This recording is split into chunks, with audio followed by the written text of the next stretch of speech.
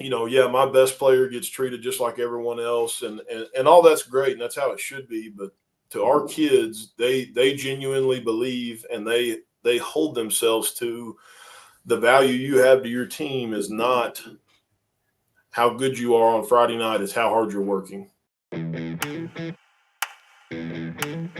Football made simple. Become great at your craft by finding ways to make it simple for those around you.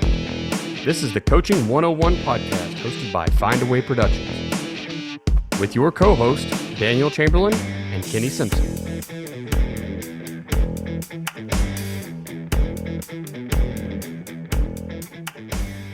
What's up, coaches? This is the Coaching 101 podcast. I am Daniel Chamberlain. That is Coach Kenny Simpson.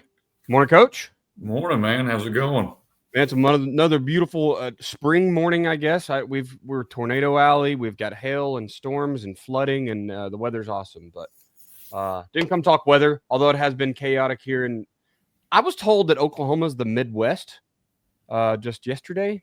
I don't know. Maybe we're not the South nor the Midwest. I don't know. Anyway, wherever we are. Bringing our guest for the day, Coach Tyler Clark out of Gentry, Arkansas. Coach, welcome to the show, man. Thank y'all for having me. Yeah, for sure. Why don't you go ahead and just introduce yourself to the crowd? Your 30-second, 60-second elevator introduction. Yeah, so, my name's Tyler Clark. I'm the head coach at Gentry High School in Gentry, Arkansas. Just came off of a really big year and looking to try to repeat that. I think we do a really good job with our kids here. We don't do anything crazy or innovative. We just coach them hard, hold them to a high standard, and love on them. And I've been a lot of different places in my career, and I think each of them has kind of taught me some different things that I'm able to apply here. And so I'm just excited to be here and ready to share some stuff and hopefully learn some stuff. Awesome, man. Well, we appreciate you jumping in with us this morning. That's what it's all about, really, is just the sharing of ideas. Kenny, before we get going here, man, I'm just going to let you do the quote of the week because I know I'll forget it. I just glanced at it. So why don't you give us our quote of the week here? Sure. Yeah, quote of the week comes from Team Themes Volume 5. So we've got 4 volumes. This will be the 5th one. It'll come out hopefully in a couple weeks. It's from Bob Stoops. So you Oklahoma guys can kind of enjoy a little Bob Stoops here. It says, in coaching, I found that gratitude is a powerful motivator. When players are thankful for what they have, they play with more heart, more passion, and more respect for the game. And I think in today's world, more than ever, we're dealing with a lot of kids that sometimes expect things and aren't really thankful for what they do have. And I think that's our job as coaches, is to make sure that we're understanding how blessed we are to do what we do. And I think that starts at the top, works to the assistants, and then hopefully it works to your players where it's not expected. We're blessed with, we play on turf, and we're blessed with, we've got a great weight room, and we're blessed with a lot of work went into that kind of stuff. And if you don't continually remind your kids, we got to be grateful for what we have, it's easy to, you've been there every day and you just kind of see the same stuff and take it for granted. So I think it's important that you really drive that home. And when your players understand how grateful they need to be for the guys who came before them, that's allowed us. It's worked really well with our kids. Hopefully it'll work well with other guys' kids too. That quote kind of makes me think about this modern age of football where we've got the transfer portal and NIL and all that, especially at the college level. And it seems like that has kind of gone away, right? Like we just watched a kid give away, $3 million a year or whatever, trying to get 4. And now he's going to make less than 1. Wild. I don't know. I don't know that gratitude is there anymore. And you see it. It seems like it's a watered down product, unfortunately. It's working downhill. Arkansas, we don't know what we're going to do with the transfer portal or not the transfer portal. Apparently we're clueless, about what we're going to have. We're going to handle that stuff, but it's still coming, to junior, to here, even in the junior high kids, where you're seeing kids pick where they want to go to school. And that's a really tough battle that coaches have to stand in the middle of and balance that. That's a really hard balance because I'll be honest, unless you're winning state championships, you can't just be hardcore, hard-nosed. You're going to run kids off. But you can't be accepting so much that your kids are not grateful. So there's a fine balance that you have to strike. And, man, that's becoming harder and harder and harder. We do have the transfer portal here in Oklahoma. It's like one time though, which I don't know. I guess I get it after seeing if your crosstown rival has 10 times the facilities and everything's nicer, like you should be able to go make your high school career better, and give yourself the best chance to get to the next level. I don't know about doing that every year, so I don't know. It's why it's such a weird topic, and it's so hard to just say this is the way. There's no the way with that. Makes it pretty complicated, but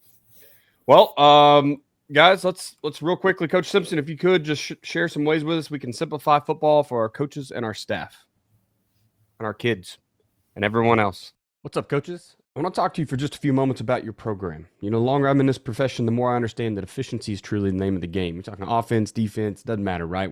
Eventually, you're going to come down to checking out your efficiency. So I have to ask you, are you doing everything in your program the most efficient way, right? Are you fundraising the most efficient way? Are you representing your players and your program to the public in the best way?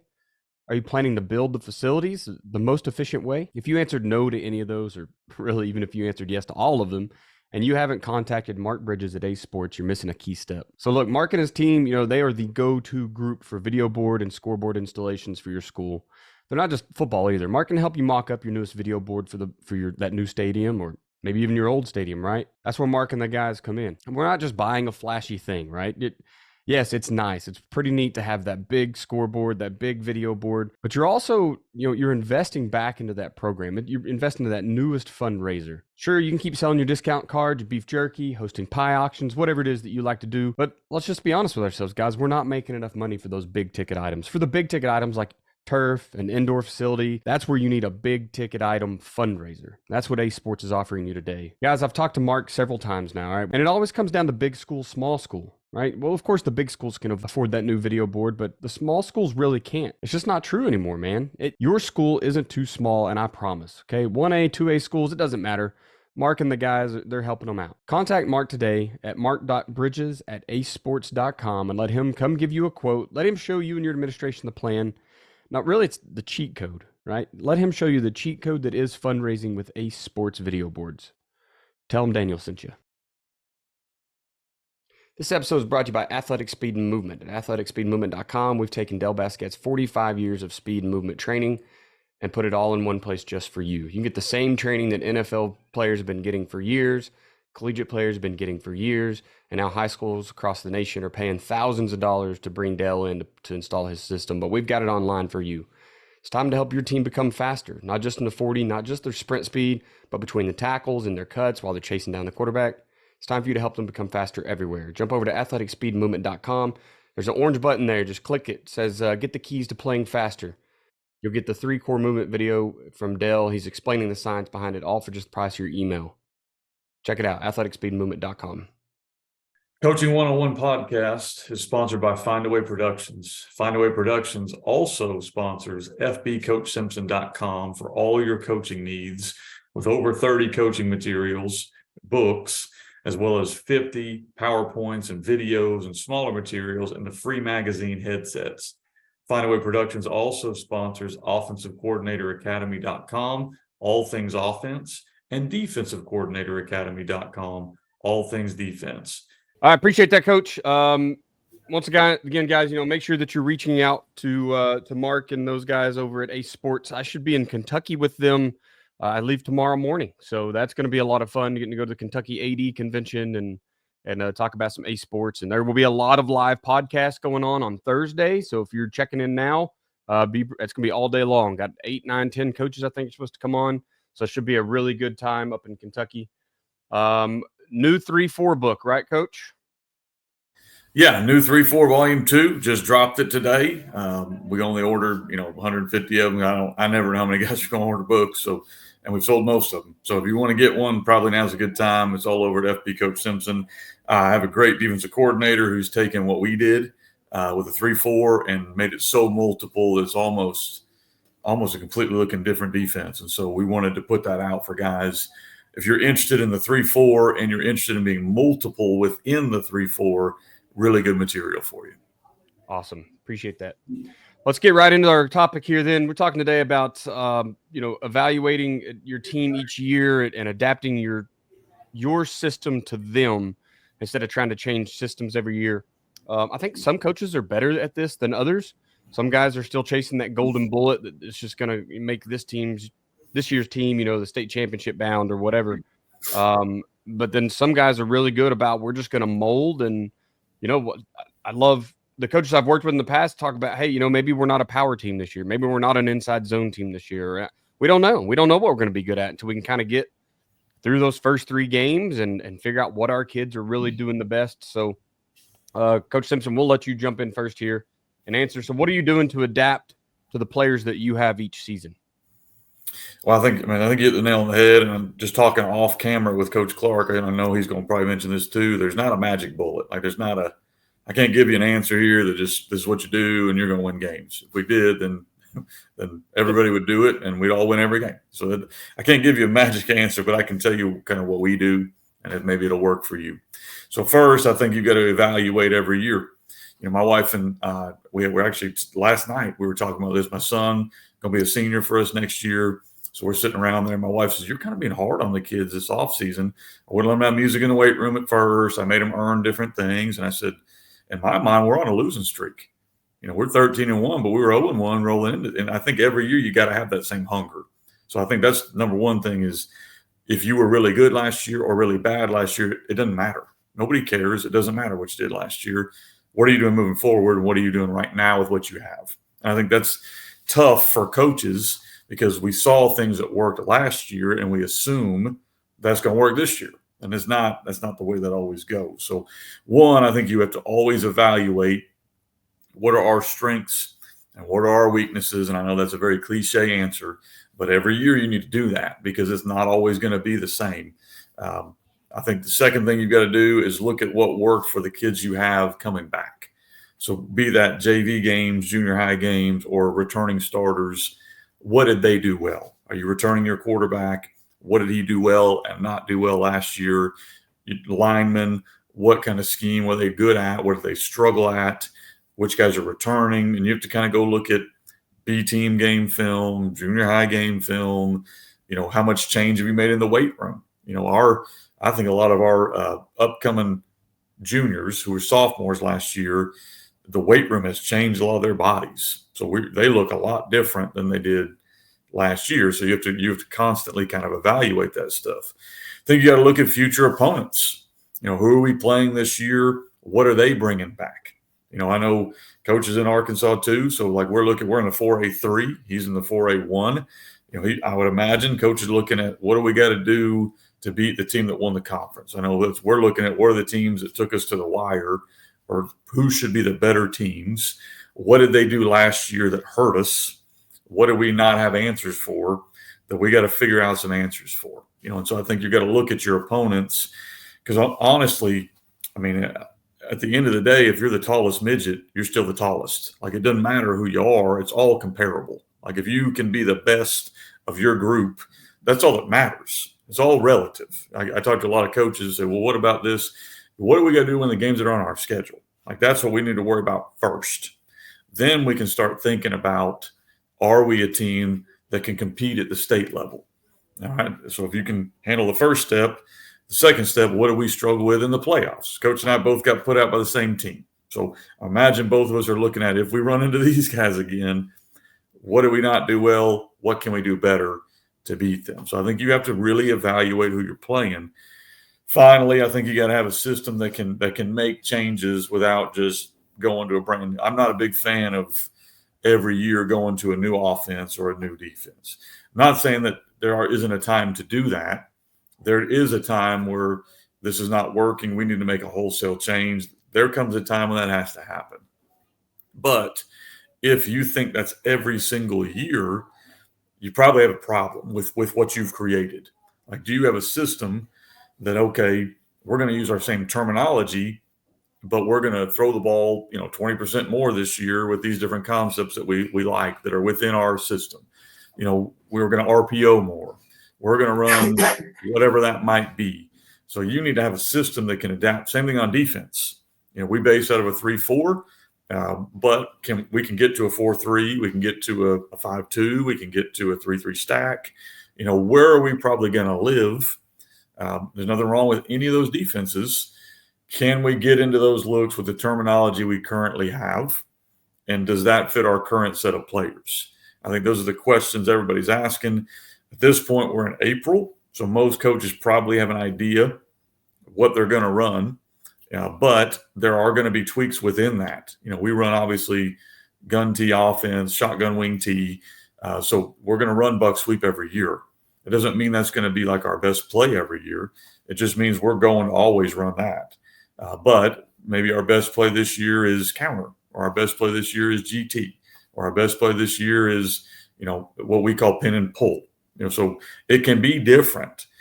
Our favorite RPO last year was the backside RPO to our wing.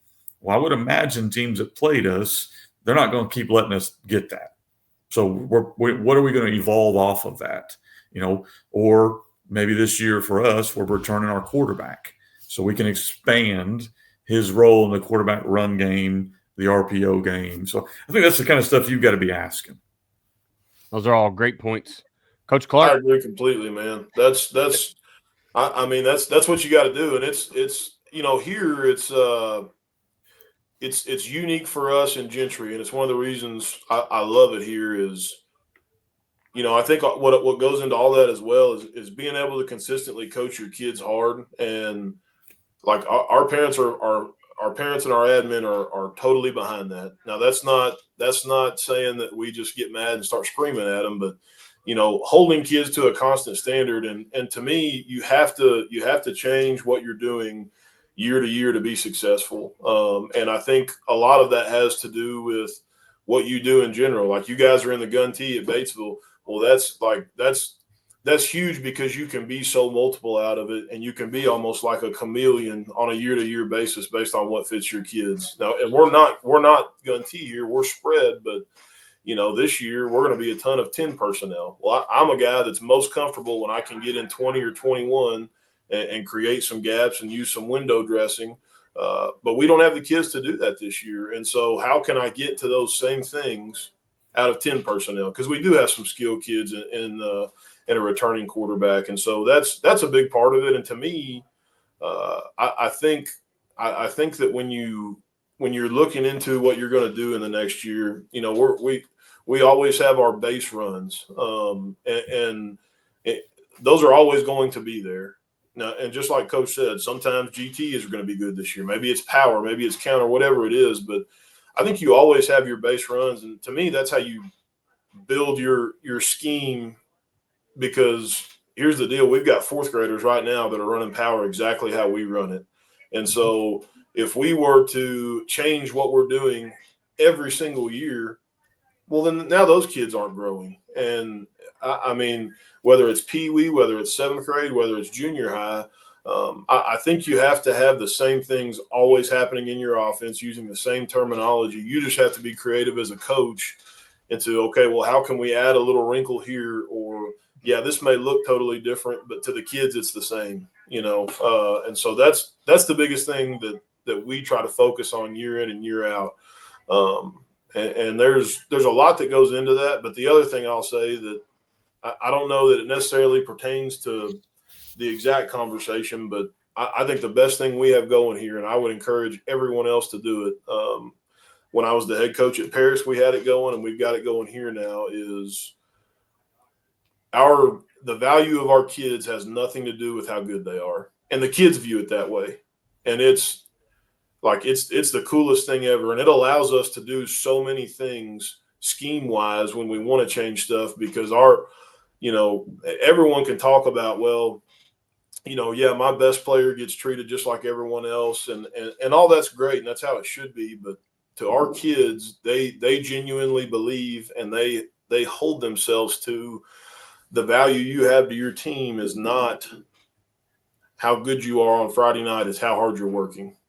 And when we do that, there is such a level playing field for everybody. It doesn't matter how bad you are at left guard. Man, if you're working your tail off, you're valuable. And when you start doing those things, I think it plays a ton into changing what you're doing scheme-wise, whether it be going from 21 to 10 or from 10 to basing out of empty or whatever it may be when when kids know, like, hey, all I got to do is work hard, and whatever changes we have coming, like I can achieve that. I think some special stuff can happen. Those are great points. And I tell you what, I really loved. You started off saying, hey, I'm really comfortable in this, but it doesn't fit my kids this year. And unfortunately, that's not every coach right now, right? There's some coaches out there that like, I only know how to call plays out of 20 and 21. That's all I know how to do. And when their kids don't fit it, we're just bad that year. And it's because the kids weren't good enough. Instead of I wasn't able to go out and update what I'm doing or modify what I'm doing to fit the kids that I do have. So I love that, what you said there. That's wonderful. You kind of jumped into the second part with us, and why is it important to adjust your players instead of changing everything? What we talked about with your lower level schools, right? Or your sub varsity stuff is they're running this too. So if you're constantly changing it, you got to waterfall effect it down, and they're never going to find like their happy place, right? So giving them comfort through you just sticking through it, finding ways to make it work. Kenny's kind of the king of, at least for this podcast, the guy that's every year is adding wrinkles to keep what he's doing productive. And Kenny, have you even really changed formations? I mean, you've been running red and blue since year one, right? So it's like you're going to come out and give the same base look and run the same base play, and then it's all the other wrinkles. So there's so many ways to go about modifying what we do to fit the next group of kids. I myself am an 11 personnel guy. That's where I want to be. I want to be a Y off 11 personnel, make that a little bit of an athlete, a little bit of a blocker, throw him the ball some, pitch him the ball some. That's kind of where I feel comfortable. So it's, to me, when I got to go out, I did my air raid certification this year just to get out and go, hey, what is 2x2 life really about? What's that spread world? What are they trying to do? And we use a lot of those concepts in the offense that I run. So, having to get better at it. I don't know about comfort level and like the old power eye stuff. Like, I don't know. We just ran that in junior high, it feels like, or wing tee, stuff like that. So, I think it's neat that you said that, Coach. And I think that's where every coach should be. Kenny, what are some more reasons it's important to us to adjust and not, trying to change everything every year? Well, I think when you're teaching, and I want to kind of go back real quick before I get into that coach's point about kids buying into what you're doing. If you want to test if that's true, like if you think you're doing that and you want to test if that's true, here's the easiest test.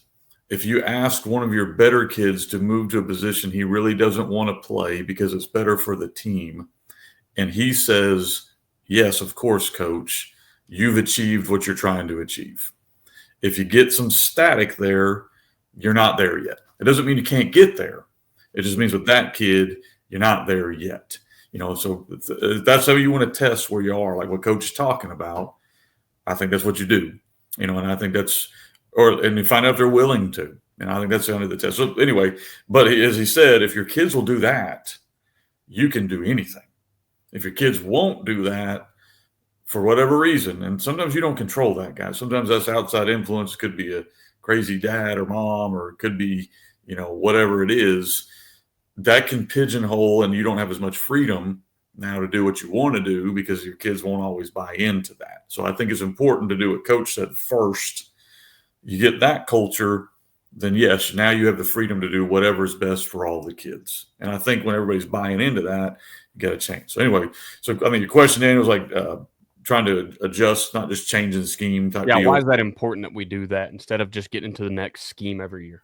Yeah, I think it's important, one, because it's like Coach mentioned, especially if you're blessed enough where you're working with youth and junior high and, where everybody's got different situations, and you can teach a scheme, where you can have base plays. Kids have been running since they were little. That gives you a giant advantage, over a lot of people that don't have that ability. So that's one thing. You have an identity. I think it's important that as a program, you have kind of an identity of who we are. You can make changes. I'm not going to lose a game for identity. We're going to win. But I think having an identity of who we are, what we're about, what we want to try to do is important. I also think it's a lot easier to teach new things when you can teach it with the words, this is the same as fill in the blank. Like if you can, hey guys, we've been running power, since fourth grade. This is power, but we're going to add this RPO. This is power, but instead of kicking out, we're going to lock the tackle on and insert both guys. Like, to me, that's a lot. I know it's a new play, but to your kids, only one or two guys had to learn something different. And so if you can teach, hey guys, this is just like whatever, but here's our adjustment, you're going to be able to put a lot more new stuff in. We're the nerds that are either on a podcast or watch podcasts or read football. Let's be honest, your kids don't do that. So you got to keep it kind of simple for them. You can be as hard as you want on the coaches. The coaches can figure it out because they're paid to figure it out. For the kids, it needs to be a whole lot of this is just like whatever, than this minor change. And that allows you to put more nuances in your offense instead of having to go, okay, we're doing power, now we're doing zone. That's tough. Those don't really relate very well. So, I think it's important to do that. The second thing is I think you've got to have the ability to make changes within your structure. And I think that's important. I think we've kind of already hit on it, so I'm not going to just rehash a ton of it, but you have to have the verbiage to do that. Like, do you have the verbiage in your offense or defense to add a new wrinkle, to blitz that guy instead of that guy, to bring this guy down in the coverage instead of that guy?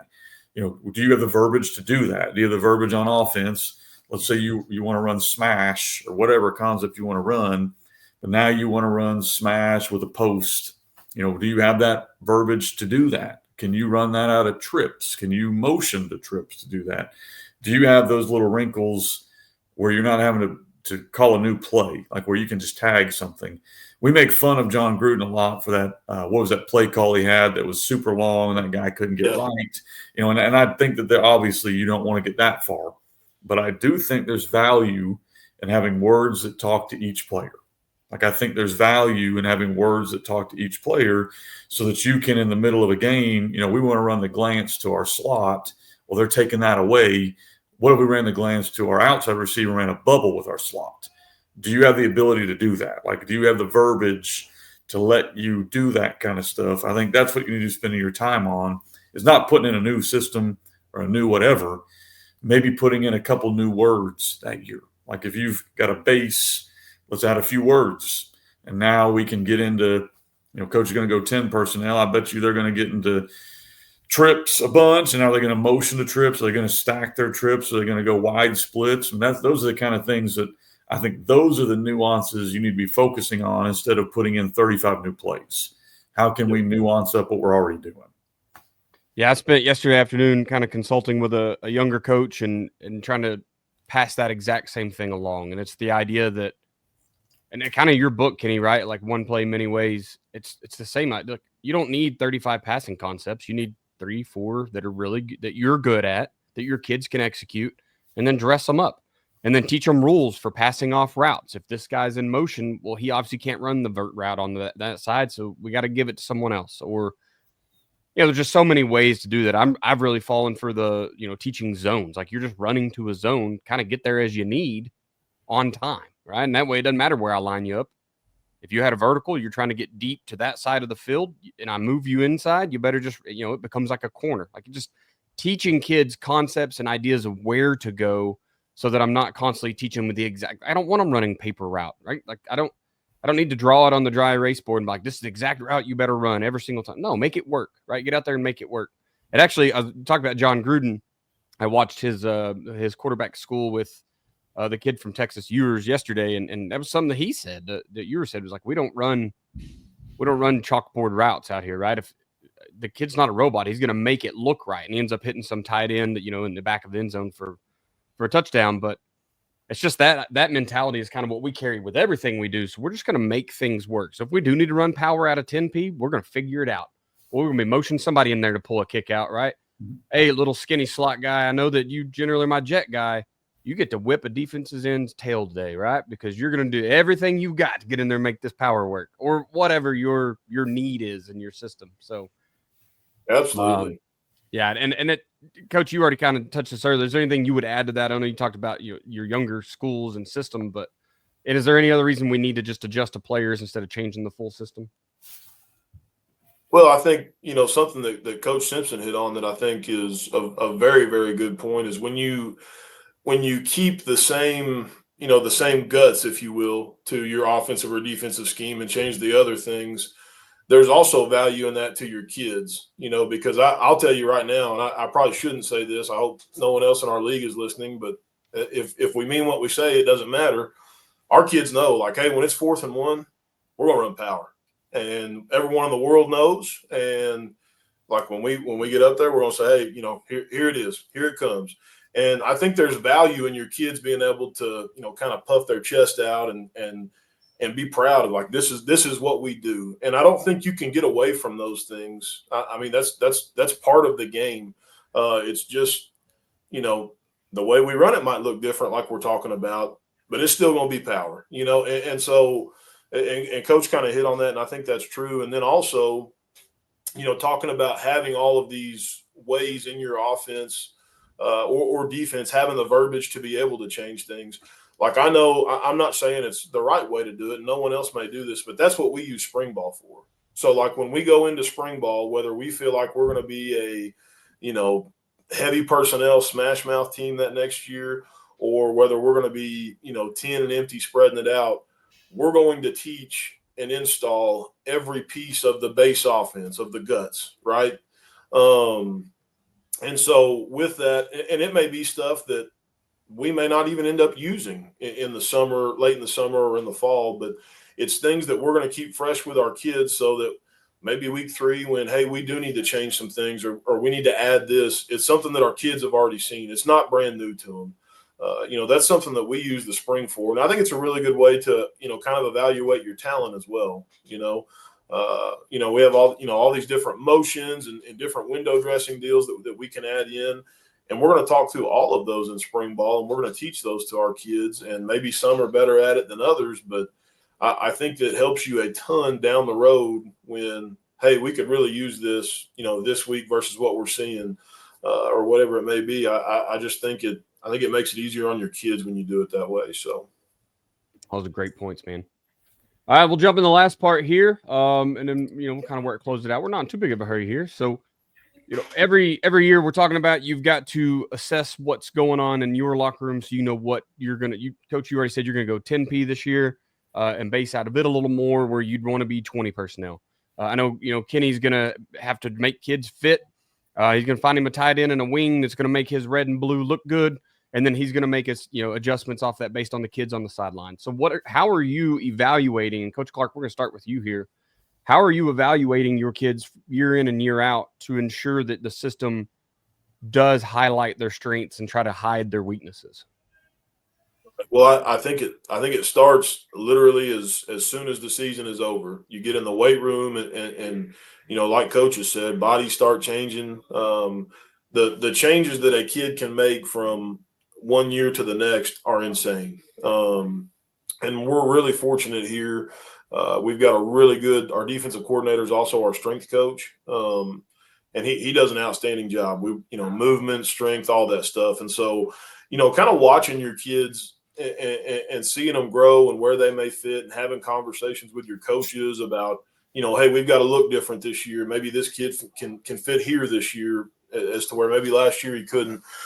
I think that's a big part of it, but I also don't think it's rocket science either. I mean, last year we were extremely blessed, and we probably were, I'd say we probably averaged, I don't know, probably 6'3", 280 up front. We were some big dudes.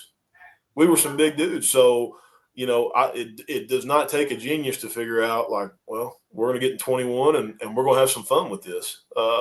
This year we don't have that. Doesn't mean we can't be as successful or maybe more successful.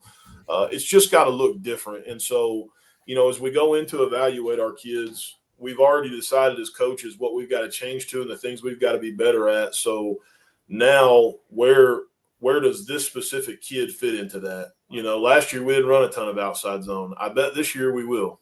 Okay, so who do I put at tackle? I don't need a mauler. I need someone with a little bit of athletic ability that can move their feet. And so just finding where those kids fit. And again, it kind of all goes back to having selfless kids on your team that value the work ethic, right? So I may take a kid that was a tight end last year and say, hey, man, you're going to play tackle for us this year, and you're going to do great at it. You're going to be awesome. and having a kid say, yeah, whatever it takes for us to be successful, coach. I mean, to me, that is the biggest part, because kids have to change. You can't be at a 4A school, in my opinion. Very rarely do we have a kid come through as a 10th grader that was a tight end that graduates as a tight end. It happens, but it's not super common here.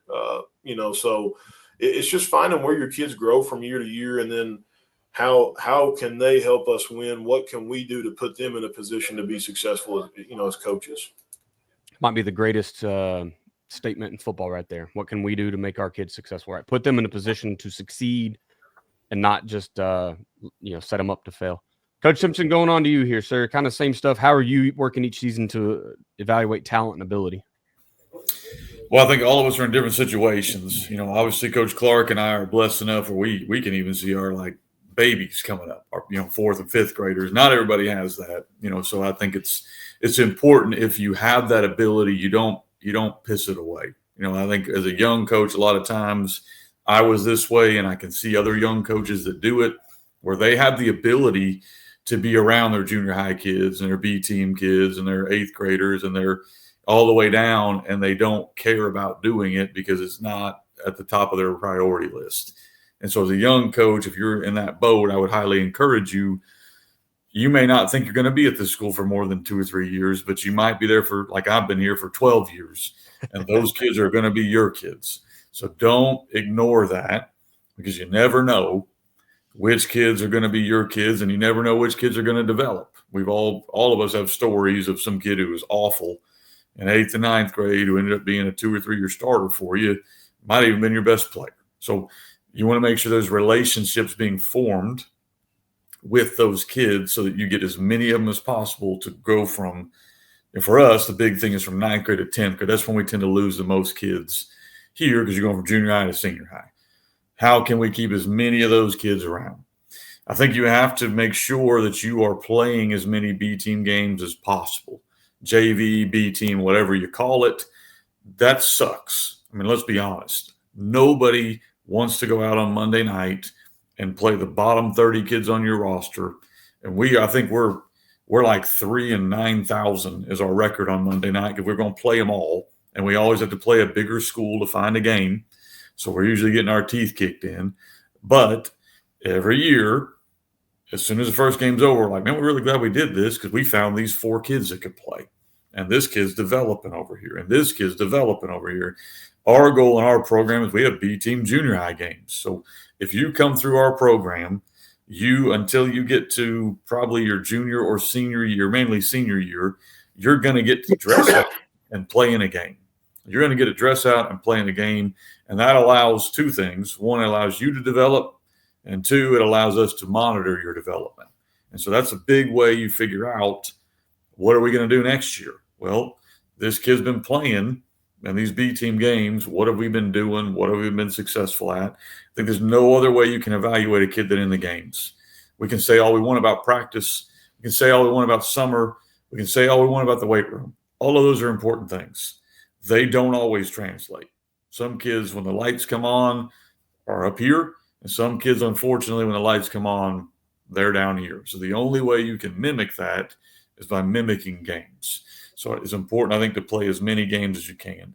I think a lot of it is you have to work on what went well last season for you. Like what went well last season, not a guarantee, but these are things that, 1, you can build an identity around, and 2, opponents are probably also going to try to stop. So build counters off of those things. I think you focus on your strengths. This is a big one.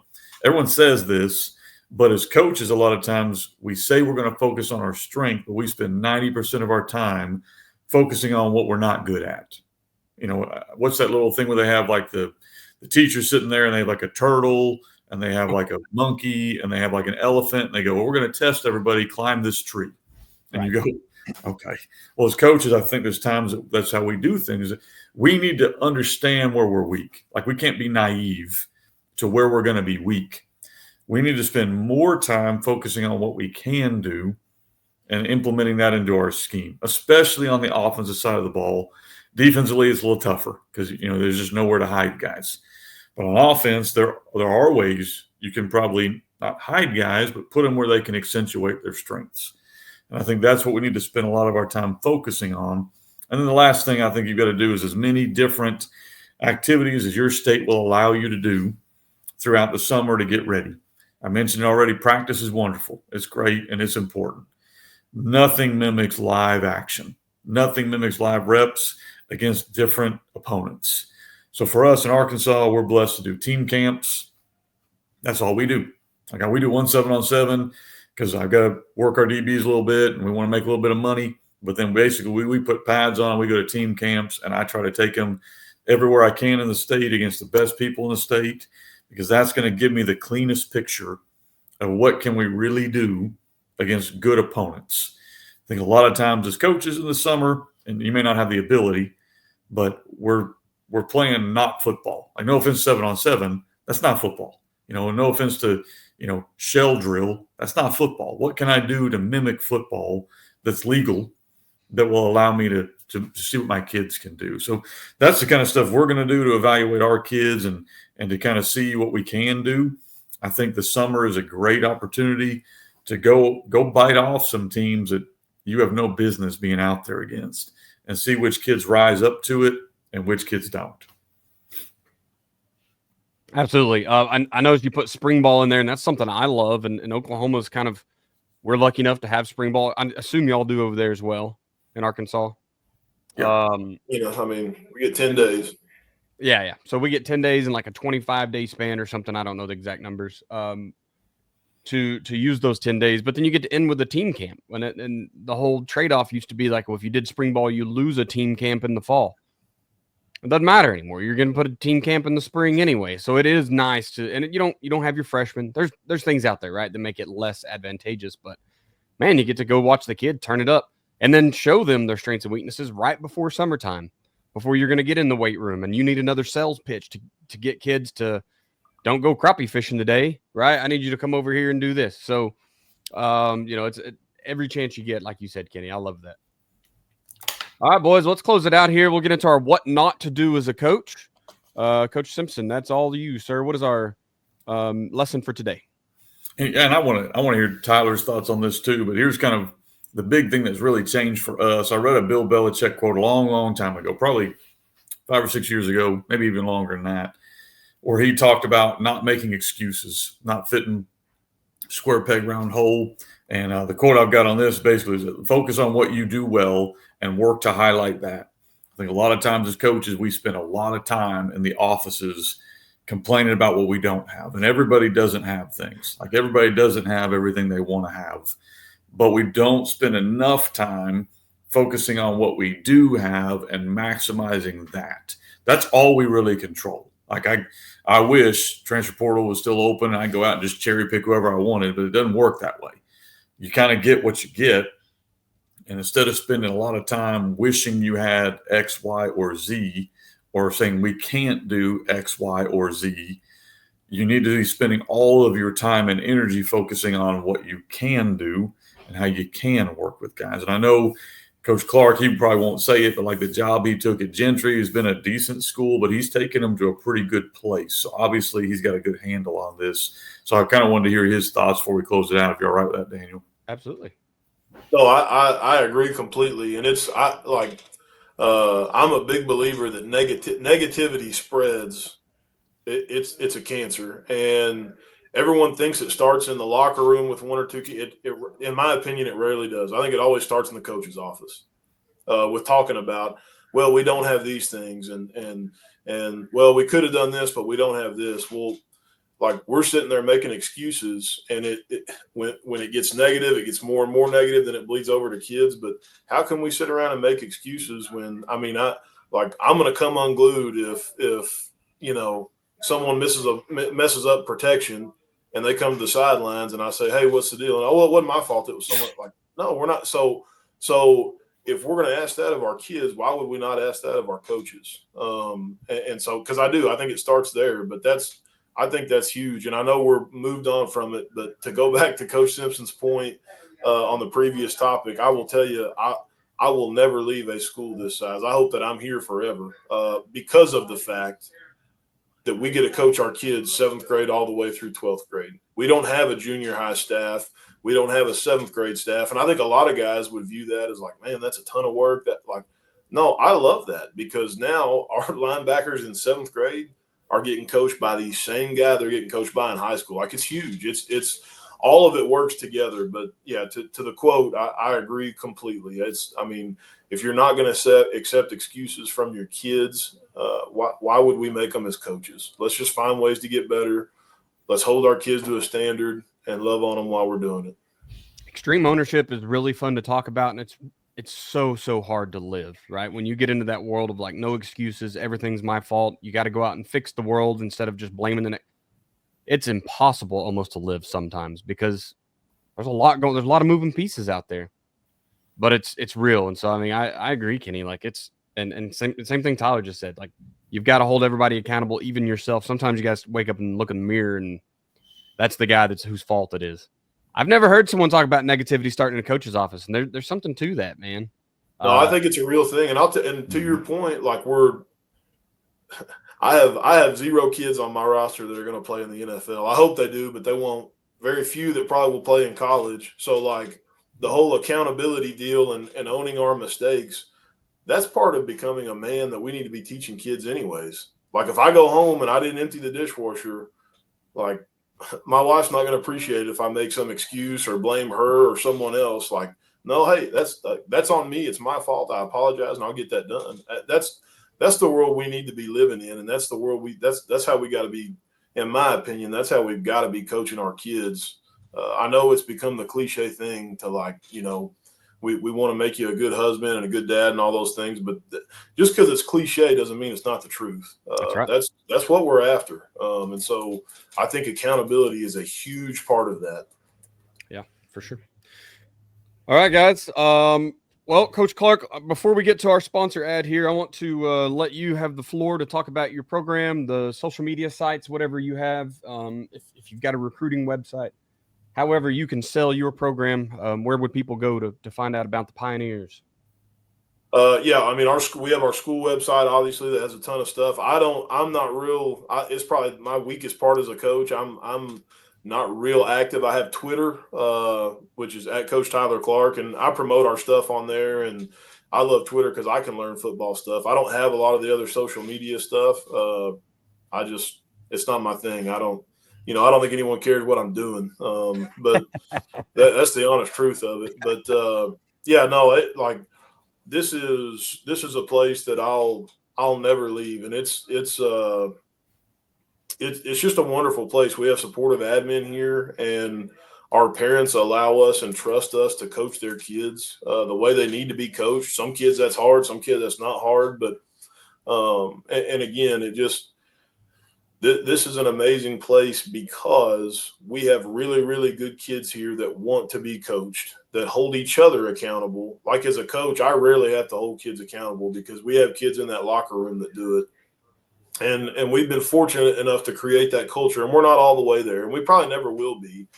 But Gentry is a place that, like, you're going to show up, we're going to coach you hard, and we're going to have success. We're going to find ways to have success. What that looks like is going to be different year to year. That was the whole topic today.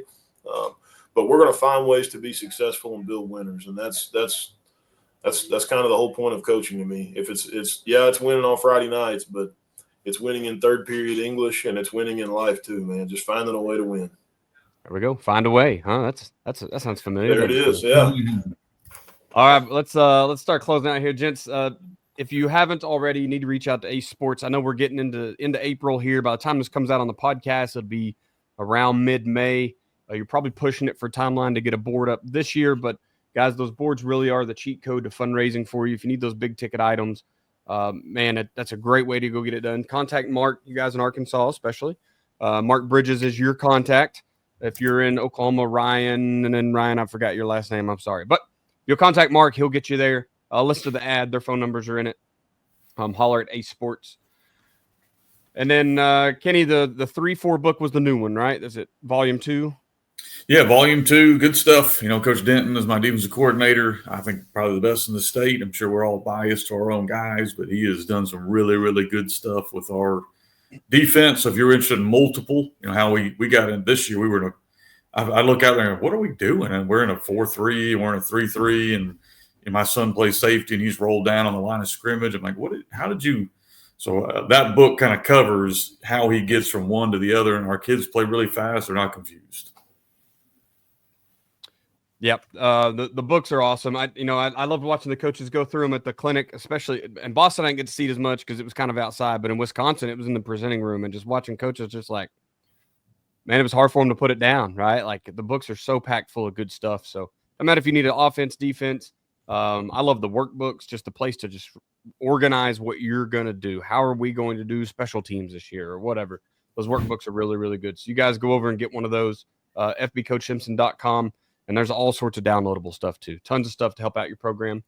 Social media wise, Coach Clark, you said you're at Tyler Clark on Twitter. Is that correct? Yeah, at Coach Tyler Clark. There you go.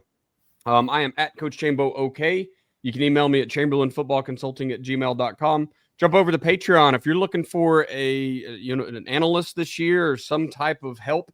I have tiers over on Patreon. Everything from we'll walk through how you need to run power out of 10P this year, all the way to I'll be a coach that just isn't on the sidelines, but I'll be with you the other 6 days of the week and help you game plan and break down numbers, everything else. So whatever you're needing, patreon.com/Chamberlain Football Consulting is the place for you. Kenny, where are you at, good sir?